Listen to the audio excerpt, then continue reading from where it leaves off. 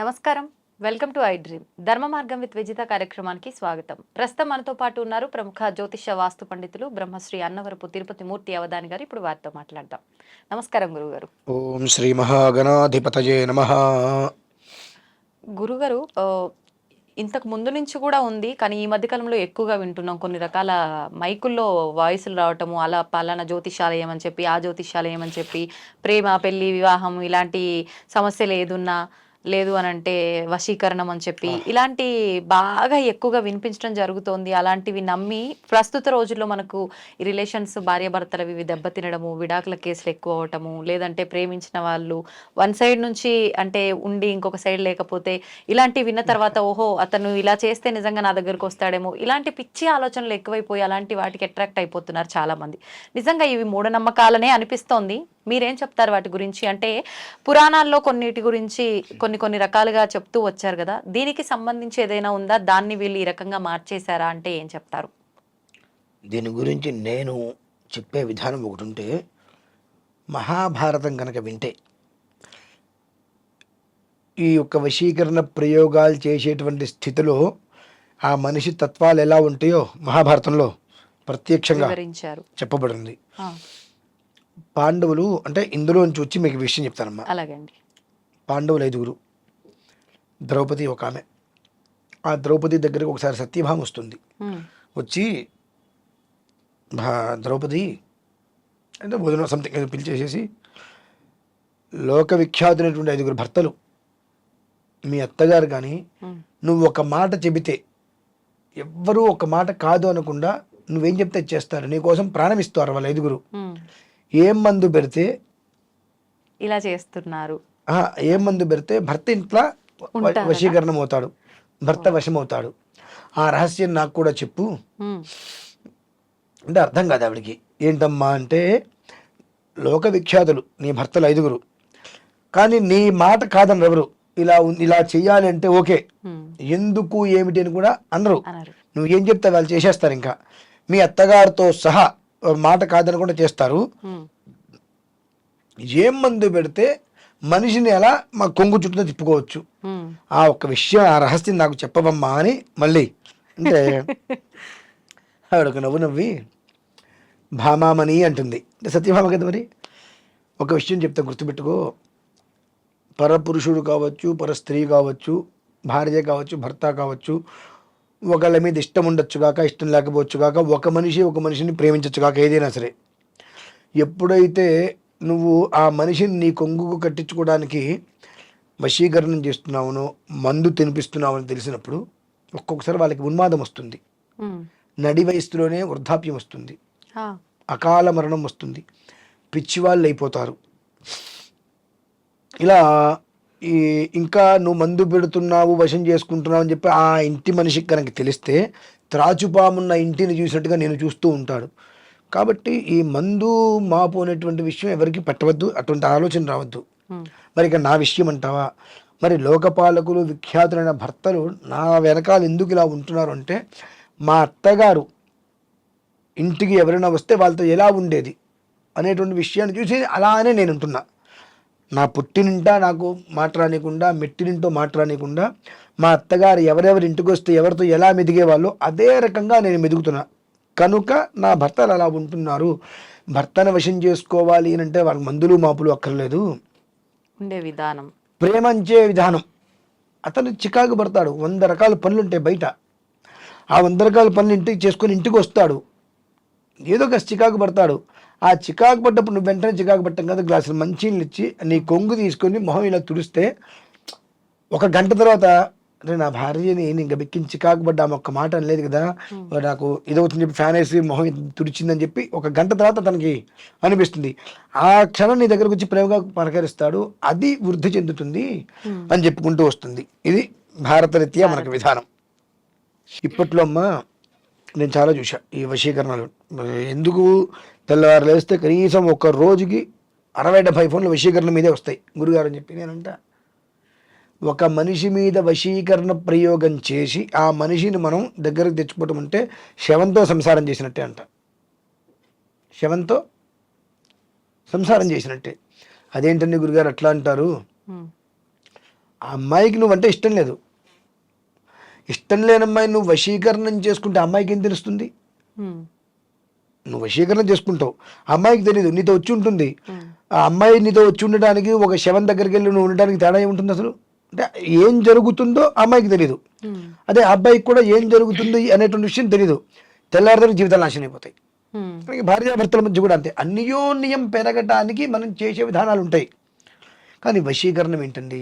ఈ వశీకరణం వల్ల కుటుంబాలు సర్వనాశనం అయిపోతాయండి. పెద్ద సమస్య కాదు. నేను మాట్లాడుతూ ఈ వశీకరణలో మందులు పెట్టేవి కొన్ని ఉంటే మాట్లాడుతూ కళ్ళతో వశీకరణ చేసేస్తారు. ఉన్నాయి అలాంటివి కూడా చాలా ఉన్నాయండి.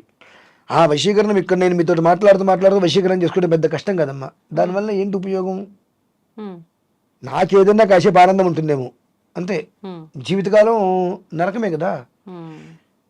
ఒకటి, ఆ భార్యకి ఆ భర్త మీద ప్రేమ అనురాగం ఉండాలి.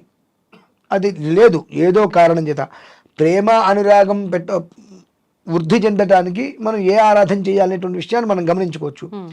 వశీకరణ ఒక్కసారి చేయడం మొదలు పెడితే జీవితకాలం చేయాలమ్మా. అంటే సేమ్ అదే మనిషికి ఒకసారి వశీకరణ చేస్తే ఒక 3 నెలల వరకు అది పనిచేస్తుంది. 3 నెలలే. మరలా మళ్ళీ చేస్తూ ఉండాలి. ఇలా ఒక 10 సార్లు చేసేటప్పటికి ఆ మనిషి ఒక 25 ఏళ్ళ 30 ఏళ్ళ మనిషి కూడా వృద్ధుడైపోతాడమ్మా. నడుము పడిపోతుంది, అకాల వృద్ధుడైపోతాడు. అన్ని ప్రపంచంలో ఎక్కడా లేని రోగాలన్నీ మనకే వస్తాయి. లేదా ఒక రకమైన ఉన్మాదిగా మారిపోతాడు మనిషి. అసలు అతని కళ్ళలోకి చూడలేము, అతని దగ్గర కూర్చోలేము, అతని ఇంట్లో కూర్చుంటే మనం తట్టుకోలేము. ఆ రకమైన ఉన్మాదిస్తుంటే ఏ మనిషిని ఏ క్షణంలో దేని పెట్టి కొడతాడో, ఎలా చేస్తాడో అర్థం కాని స్థితికి తయారైపోతాడు. మానసికోన్మాది. కాబట్టి ఇవి నేను చూస్తూ ఉంటా. ప్రేమ పెళ్ళిళ్ళు మీకు అవ్వట్లేదా అంటే అనుకుంటుంటా, ఈ వాళ్ళకి సిగ్గు లేదా, వీళ్ళకి బుద్ధి లేదా? ప్రేమ పెళ్ళి నీకు ఆ అమ్మాయి నీకు వశం కాకపోతే నీకు వశం ఏంటి? వశం కాకపోతే వశపడటం ఏంటండి? నువ్వంటే అమ్మాయికి నిజంగా ఇష్టమైతే నువ్వు ఎక్కడున్నా నీ దగ్గర నీ గురించి వస్తుంది. ఇష్టం లేదు, నువ్వు వశం చేసుకున్నావు, వశీకరణ ప్రయోగం చేసావు, 3 నెలలు వశీకరణ ప్రయోగం చేస్తావు, పెళ్లి చేసుకుంటావు, కాపురం చేస్తావు, అమ్మాయి కడుపుతూ ఉంటుంది, తర్వాత నీతో సంసారం చేస్తుంది, నువ్వు ఎలా అనుకుంటున్నావు? అప్పుడు ఆ తర్వాత అమ్మాయికి అర్థం కాదా, ఏదో చేశాడు, మందు పెట్టాడు, ఏదో విషయం అర్థం కాదా? ఆనాడు నీ బ్రతకంతా ఏమవుతుంది? ఇటువంటి ఆలోచనలు ఎందుకు చేయలేకపోతున్నారు? 2. ఇప్పుడు గురుగారు, ఈ వశీకరణ అనేది ఎంతసేపు ఇలా నెగిటివ్ గానేనా మంచిగా కూడా ఉపయోగించుకునే అవకాశం ఉందంటారా? 2 రకాలు ఉంటాయమ్మా. కానీ 99% మంచిగా ఎవరు ఉపయోగించరు. ఇప్పుడు మంచిగా చేసేటువంటిది మంత్రబలం. అవి యజ్ఞ రూపంలో చేస్తారు. సర్వజనమే వశమానే స్వహ. మనం వ్యాపారం చేస్తున్నాం, వ్యాపారం చేయాలంటే మనకు జనాలు కావాలి, జనం వస్తేనే ధనం వస్తుంది. దానికి చేసే వశీకరణ హోమాలు వేరు. అంటే అప్పుడు జనాకర్షణ కోసం, జనాకర్షణ, ధనాకర్షణ అది వేరు. మళ్ళీ ఆ ఆకర్షణ, ఈ వశీకరణం అనేటువంటి విషయం వేరు. మళ్ళీ వశమానే స్వాహ అంటాం. ఈ వశం అనేటువంటిది ఏ రకంగా జనాలు వశీకరణ కావాలి, తద్వారా ధనం అనేటువంటిది రావాలి, మనల్ని ఆకర్షించాలి ధనం. దానికి జరిగేటువంటిది మంత్రం వేరు. కానీ మామూలుగా వశీకరణ అనగానే స్త్రీ పురుషులకు సంబంధించిన దాంట్లోనే 100కి 99.5 జరుగుతాయి. వీళ్ళకు కూడా అమ్మా, నేను మీ చాలా మందికి చెబుతున్నాను, ఆ అమ్మాయి వశీకరణ చేస్తాను, ఈ అబ్బాయిని వశీకరణ చేస్తాను అంటే అటువంటి తొందరపాటు చర్యలకి కనుక మీరు ముందుకు వస్తే తర్వాత వాళ్ళ జీవితం నాశనం అవుతుంది, మీ జీవితం నాశనం అవుతుంది. వశీకరణంతో మీరు ఏదైనా చేయడానికి ప్రయత్నం చేశారు, ఒక అబ్బాయిని ఇష్టపడ్డారు మీరు, లేదంటే ఒక అమ్మాయిని ఇష్టపడ్డారు, ఆ అమ్మాయిని పొందాలి అని చెప్పి మీరు వశీకరణ ప్రయోగం చేస్తే ఒక శవంతో సంసారం చేసినట్టుగా అది ఉంటుంది. ఎందుకంటే ఆ తర్వాత అమ్మాయికి అందులో నుంచి బయటకు వచ్చిన రోజు నాడు ఎంత అసహ్యంగా, వికారంగా మనల్ని వికృతంగా చూస్తారు మనల్ని. అంటే ఈ మనిషిలో ఇటువంటి పని చేశాడా, జీవితకాలంలో అమ్మాయిలో ముద్ర పడిపోతుంది. సరే, ఇక తప్పదు కాబట్టి కడుపుతో ఉందని ఇంకో కారణం చేత ఉండొచ్చేమో ఇంట్లో, కానీ ఆ ఒక్క నెగిటివ్ థాట్ జీవితంలో అమ్మాయికి పోదు. మంచిగా ఉండడం కోసం అని ఏదో చేస్తే ఇది కాస్త తెలిస్తే మంచిగా ఉండడమేమో కానీ మొత్తానికే తిప్పి కొడుతుంది. మంచిగా ఉండడం కోసం చేయడం, ఇది మంచిగా ఉండడం కోసం చేయడం కాదు. అంటే వాళ్ళ ఆలోచన విధానం అలా పెట్టుకొని చేసి ఉండొచ్చేమో. వశీకరణంతో ఒక అమ్మాయినో ఒక అబ్బాయినో మనం దగ్గరకు తెచ్చుకుందామంటే అది మంచి కాదమ్మా, అది మంచి కాదు. స్వతహాగా నీ మీద ఒక అభిప్రాయం లేనప్పుడు నువ్వు మంత్రప్రయోగంతో, మందు పెట్టో, మరుగుమందు పెట్టో ఇంకోటో వశీకరణ ప్రయోగంతో నువ్వు ఆకర్షింపగలుగుతున్నావు. ఎంతసేపు ఉంటుంది అది? ఉన్నంతసేపు 3 నెలలు మహా అయితే. తర్వాత జీవితకాలం నువ్వు చేస్తూనే ఉంటావా? కరెక్ట్ కాదు కదమ్మా అది. అలా 3-4 సార్లు తీస్తే అమ్మాయి చచ్చిపోతుంది, లేదా అబ్బాయి చనిపోతాడు. అంటే దానికోసం ఎంత ఎంత నువ్వు తాపత్రయపడింది.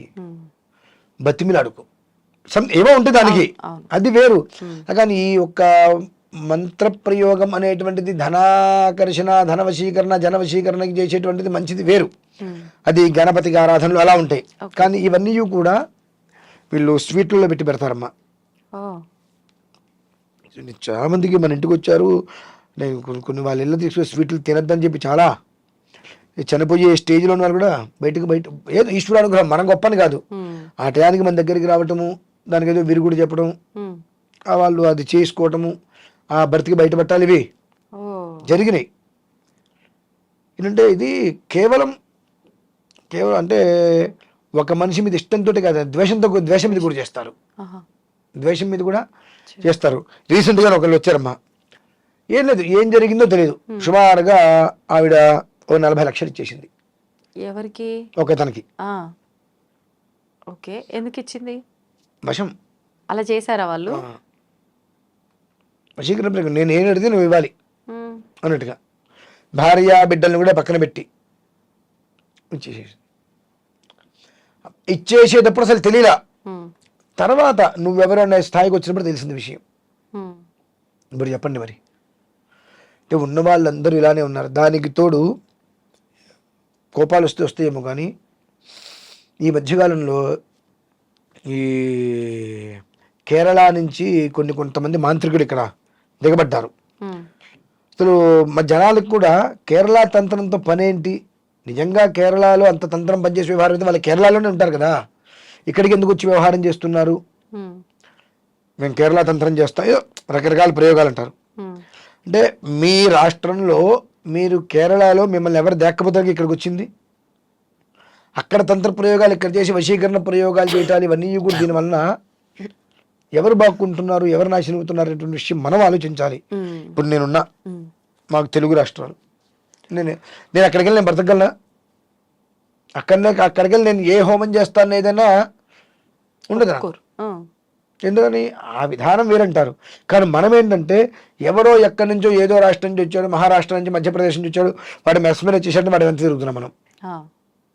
అరే ఒక తాంత్రికము అంటే అది ఎంతవరకు కరెక్టు, అది మనకు ఉపయోగిస్తుందా లేదా, మన విధానం ఏంటి, మన విధానానికి తాంత్రికానికి సంబంధం లేదు కదా అనేటువంటి చిన్న లాజిక్ను మనం మిస్ అవుతున్నాం. దీనివల్ల ఈ అంటే స్వతహాగా ఈ యొక్క వశీకరణ ప్రయోగాలు, తాంత్రిక ప్రయోగాలు అన్నీ కూడా అక్కడి నుంచే ఎక్కువగా ఉంటాయి. కాబట్టి మన దగ్గర ఆ తాంత్రిక ప్రయోగాలు చాలా తక్కువ. కేవలం కూడా మందు పెట్టేస్తుంటారు మన వాళ్ళు, మరుగు మందులు అన్నీ ఉంటుంటాయి, ఆ మందు పెట్టేసేసి వశీకరణ చేసేస్తుంటారు. కానీ కొంతమంది తంత్ర ప్రయోగంలో చేస్తున్నారు. ఈ తంత్ర ప్రయోగంలో చేసేటువంటిది సుమారుగా 1-1.5 సంవత్సరం ఉంటుందా? ఓకే. కానీ దానివల్ల ఎవరికి ఉపయోగం? 2 కుటుంబాలు దెబ్బతింటున్నాయి. కాబట్టి నేనైతే ఆ వశీకరణ జోలికి ఏ పరిస్థితుల్లోనూ వెళ్ళవద్దు. నీ విధానం ఎలా ఉండాలంటే అవతల మనిషి నచ్చేటట్టుగా నువ్వు ఉండాలి. నచ్చాలని చెప్పి ఉండద్దు. నచ్చాలని చెప్పి ఉంటే అది జీవితకాలం మోసం చేసినట్టే. స్వతసిద్ధంగా నువ్వు ఉండేటువంటి విధానం అవతల వ్యక్తికి నచ్చి దగ్గరకు వస్తే జీవితకాలం కలిసి ఉంటారు. దానికోసం ఎక్కడా మనస్పర్ధలు వస్తాయి, దానికి సంబంధించిన పూజ పురస్కారము గ్రహ జపంలో చేస్తాం. అంతేగాని ఆ మనిషి కావాల్సినదే అనే వశీకరణం చేస్తే అది 99% దక్కదు. దక్కితే తర్వాత ఉండేటువంటి జీవితం నరకం ప్రత్యక్షంగా. కాబట్టి వాటి జోలికి వెళ్ళొద్దని నేను చెప్తానమ్మా. ఓకే. అంటే ఇటువంటివి ఉన్నా కూడా వాటి జోలికి వెళ్ళకపోవడమే మంచిది. అటువంటి వాళ్ళు ఎవరైనా చెప్పి నిజంగా ఏ ప్రాబ్లం ఉండదు అని ఎన్నో మభ్యపెట్టే విషయాలు చెప్తూ ఉంటారేమో వాళ్ళ అంటే వ్యాపార దృక్పథంతో. కానీ మనం ఏంటి అనేది కాస్త ఆలోచించుకొని ముందుకెళ్తే బాగుంటుంది. ఏం లేదు, ఒకటే, నేను ఒక అమ్మాయి గురించి వశీకరణ ప్రయోగం చేస్తున్నాను, అది అమ్మాయికి తెలియదు. ఆ అమ్మాయికి తెలియకుండా అమ్మాయిని నా పక్కన కూర్చోబెట్టుకోవడం కరెక్టా కాదా? నా ఇంట్లో కూడా ఒక ఆడపిల్ల ఉంది కదా, నా ఇంట్లో ఉన్న ఆడపిల్ల మీద వేరే మనిషి ఇలాంటి ప్రయోగం చేస్తే నేను తట్టుకోగలనా? చిన్న విషయం అంతే, గమనించుకోగలిగితే చాలమ్మా. అది మంచి విషయాలు తెలియజేశారు గురుగారు. ధన్యవాదాలు.